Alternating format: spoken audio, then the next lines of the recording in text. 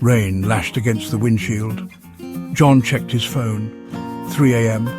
Another slow night. Suddenly a ping. Ride request. Odd. The pickup location was an abandoned house, notorious in town for being haunted. John, a skeptic, shrugged. A fare was a fare. He pulled up to the crumbling gates. Weeds choked the driveway. The house loomed, dark and silent. John checked the app again. The timer ticked down. Just as he was about to cancel, the front door creaked open. A figure emerged, shrouded in a white dress that seemed to glow in the darkness. She moved like mist, floating towards the car. John watched, a shiver crawling up his spine. This was not a night for logic. This was a night for goosebumps. She reached the car and stopped, her face hidden in the shadows. A whisper barely audible above the storm. "Take me home." She got in, bringing with her a chill that cut through the warmth of the car. Her dress was old-fashioned, like something out of an old photograph. John stole a glance at her in the rearview mirror. Her face was pale, her eyes two dark pools reflecting the city lights. "Where to?" he asked, his voice strained. "Home," she repeated, her voice a hollow whisper. John typed "home" into the GPS.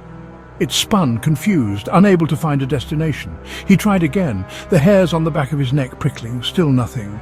"Just tell me the address," he said, trying to keep his voice steady. The woman remained silent, her gaze fixed on the road ahead.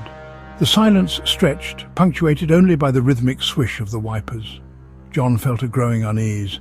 This fare was different. This fare was trouble. The woman pointed towards a side street, a narrow lane swallowed by darkness. John hesitated, his gut screaming at him to turn around, but something, perhaps morbid curiosity, compelled him forward. He turned onto the street. The street lamps flickered, casting long, dancing shadows. The houses grew closer, their paint peeling, windows dark and empty. The GPS spazzed, the screen flashing, the voice a garbled mess. John's hands gripped the steering wheel, knuckles white.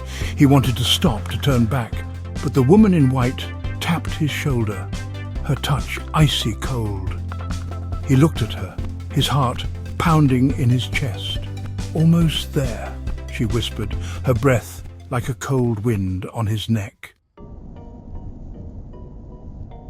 The car rolled to a stop. John looked around. They were in front of an old graveyard, its gates rusted shut. He turned to the woman, but the back seat was empty. She was gone, vanished. John felt a chill that had nothing to do with the storm outside. He checked the app. The ride was complete. Payment received. But the passenger name sent a shiver down his spine. It was a name he recognized from the local news a decade ago, a name linked to a missing person case, a woman in a white dress, never found. John drove away from the graveyard, the silence deafening. He never forgot the woman in white, her chilling whisper echoing in his ears. He had driven a ghost that night, a ghost from the past, and he knew with bone-chilling certainty that some fares are best left uncollected.